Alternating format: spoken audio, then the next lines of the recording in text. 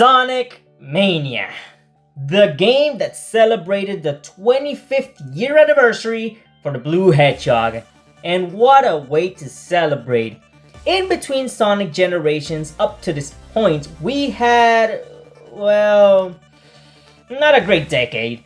Sonic Lost World turned out to be a mediocre Sonic game, and then after that, we got the Sonic Boom series. And, well, it wasn't great. Sonic Boom Rise of Lyric, the game responsible for almost killing the franchise for the second time. A game that, personally, I find it to be worse than Sonic 06. We also got Shattered Crystals, which was mediocre and forgettable. We had the TV show, which was actually pretty good. And then the last game in the Sonic Boom sub-series, Fire and Ice. Would you believe me if I said this was the only game that came out during the 25th anniversary? We were in the trenches in the 2010s. How is Sonic alive? However, during the 25th anniversary fiasco, there was a ray of hope. 2 new Sonic games that would come out the following year.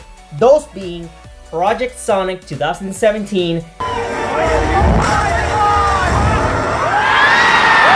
and of course, Sonic Mania. The latter being made by fans for fans. This gave us hope for the future of the series, especially after the Boom games. And while the other game failed to meet our expectations, this game more than made up for the last 4 years being filled with mediocrity or straight up terrible stuff. Sonic Mania, just like Sonic Generations, is a love letter to the entire Sonic series. Unlike Generations, there's not much I can add here. It's a great game. You know it, I know it, everyone knows it. This might be the shortest video in the entire marathon, and that's fine. Okay, enough edging, let's actually talk about Sonic Mania. Mania is exactly like the classic games down to a T. You like levels where you can speedrun but also explore? Check. You like stupidly easy boss fights? Check.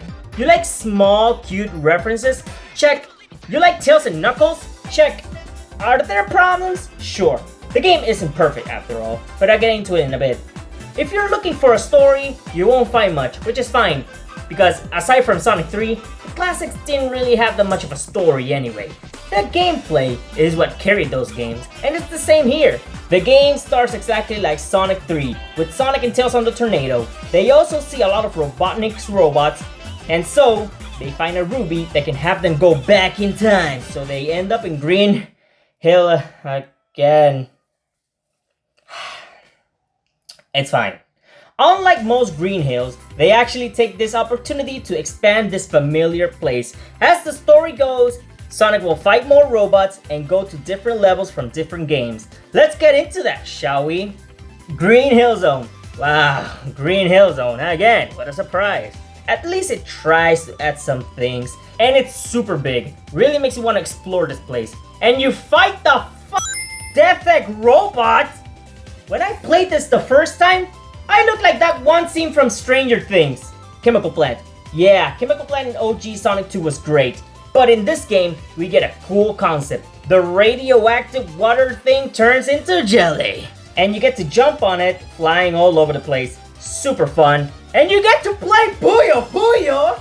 Studiopolis Zone, the best level in the game, no contest. This stage is huge, multiple paths to go, tons of lovely references to the series, and the greatest thing ever made, the Sonic Popcorn Machine. Now that's a reference I never expected to see. Both bosses are whatever, but oh well, the rest of the level is perfect. Flying Battery Zone. While not as chaotic as Sonic 3, it's good to know that it's still all over the place, and probably a popular opinion, but I actually like fighting that spider robot. I don't know, it looks so quirky, I love him. Press Garden Zone. I absolutely love how it starts on the inside, where we see a bunch of newspapers. It's not a big level, but damn, it's fun. And then the outside, where we get to see the garden. Oh, baby, it's so good. Oh, that's why it's called Press Garden. Wow, that's actually stupidly clever. I don't even know why I never thought about it. Like it's almost 8 years past, and now I'm actually just getting. I'm just actually getting it. I feel stupid. Stardust Speedway. You like how messy the level design was in Sonic CD? No? Well, you're in luck, because the level design here is actually cohesive. And by the end, we fight a kaiju-sized Metal Sonic? Hello? This game is not real. Hydro City Zone. One of the only stages where it's pretty on par with the original. Not much change, and quite frankly, I kinda like the original more. Mirage Saloon. Isn't a good stage. For Act 1, that is. Basically, Sky Chase, which, I don't like. But Act 2 is some good fun. You get to see some familiar faces, like Bean, Bart the Polar Bear, and... Bang! Oil Ocean Zone. Of all the Sonic 2 stages that could have made it in, they really chose Oil Ocean. Oh well. At least the second act is pretty original and kind of fun. It went a little long, but at least it didn't go as long as another stage. Lava Reef Zone. Not as challenging as the original version, but it's still kinda nice, if a bit forgettable. My favorite part is when in Act 2, if you play as Knuckles, there's a nice Sonic 3 reference. Now that's epic. Metallic Madness. Unlike in CD, this level is good. It's not as much of a mess as in the original, but hey, at least Chibi Sonic is here to bless us. Titanic Monarch. First act is good, and the second act is long. A little too long for 2D Sonic standards. If you make me choose out of the 4 original stages, this would probably be my least favorite. And if you get all 7 Chaos Emeralds, you unlock a supersonic ending where you fight both Robotnik and the Egg Reverie. Honestly, not a big fan of this boss fight. I don't know what it is, but I just find this to be stupid, sad as it is to say. But hey, at least you get to play as Supersonic on normal levels. And it's not DLC like Sonic Forces. The game ends with Sonic going into a portal, and we don't see him again after that. Yo, Sean, but what about... Ah! We're not there yet. The stages are bangers, for the most part, and they're pretty fun. Speaking of fun, the special stages. Gone are the half pipes and the gyroscope special stages. We have these special stages that are actually original, and not only original, but good? Praise be the Lord! Praise be Takashi Iizuka! What else is in the game? Well, there's 3 playable characters, Sonic, Tails, and Knuckles. All 3 of them play exactly like in the original games. However, Sonic has some new moves. New in quotations, the drop dash. But that's not all. As you play the bonus stages, which are the blue balls, you unlock more playstyles for Sonic, like the Super Peel Out from Sonic CD and the Insta Shield from Sonic 3. You can also unlock Debug Mode and the End Knuckles mode, which has Knuckles with you, meaning that you can play as Knuckles with Knuckles. Truly epic. Also playable is Miles Tails Morales, pretty much the easy mode for babies, but for the sake of completion, I had to be a baby for a couple hours. This makes a lot of the stages a complete cakewalk. That either speaks how badass Tails is, or how much pity the game has towards him. And then there's Knuckles. Oh hell yeah. Any game that has Knuckles playable is automatically goated. Okay, but that's just one game. Okay, 2 ain't that bad. Hey, that's just a spin. Alright, I get it. What was I talking about? Oh yeah, Knuckles. He's really good. Oh, of course he is. Just like in Sonic 3 and Knuckles, you can have him go through the same stages, but the way they're designed is a custom just for him, and that's so goated. Like in Mirage Saloon Act 1, usually you will play Sky Chase Zone, but with Knuckles, you get a new stage. God, that's so good. Speaking of good, the soundtrack. T-Lopes killed it in the music department. This has to be some of the best pieces of music I've heard in the series. Top 5 at least. While not as good as the Japanese CD soundtrack, it's still some of the best. There isn't a single track that I don't like. Major props. But T-Lopes wasn't the only person who worked on the track. We also got Hyperpo. Oh, right. Ian from Hyper Potions did an amazing job for Friends and Time Trials, the pre-order release trailer. Is there something I'm missing? Oh yeah! Thankfully, we also got DLC for this game, bringing back some old friends, Mighty and Ray. This was a nice surprise considering the last time Mighty was playable was in Knuckles Chaotix, and the last time Ray was playable was in Sega Sonic the Hedgehog all the way back in 1993. Yeah, how's that for a comeback?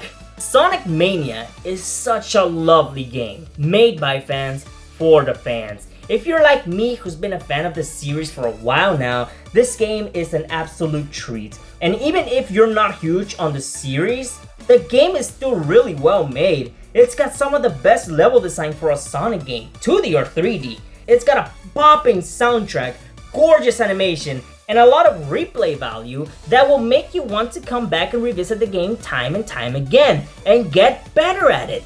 It's one of my favorite Sonic games. And if you don't like the game, that's fine. I won't judge out loud. And that's Sonic Mania. It's a short review. I know. I'll give this game a 9 out of 10. A short review, yes, I admit, but there's not much I can say about Sonic Mania aside from Mania good. And with that, ladies and gentlemen, we end the 2010s Sonic Marathon. Sure, we had some good stuff like Sonic Generations, but we also had some mid stuff like Sonic Lost World, and then we had some decent stuff like Colors, you know? Overall, not as active as the 2000s. Still, the 2010s wasn't that bad, aside from Sonic Boom Rise of Lyric. I still have PTSD over that. But the 2010s was pretty decent. And they ended the decade with a great game, mainline game. I'm not talking about Team Sonic Racing. That is not real. I say the 2010s was pretty decent, all things considered. I don't know why people hate the 2010s, really. What the hell was that?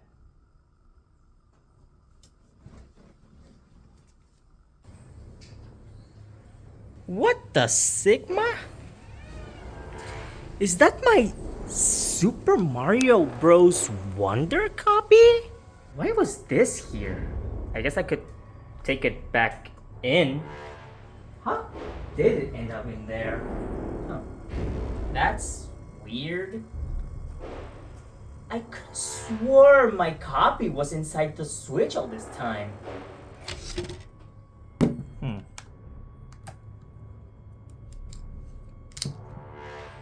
the hell?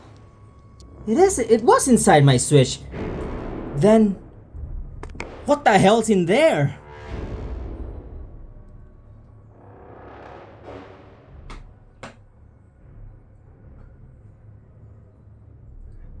No. No. No. No. No! I thought I was free from this game! And you're not free from me either. I know that voice. No! Anything but force!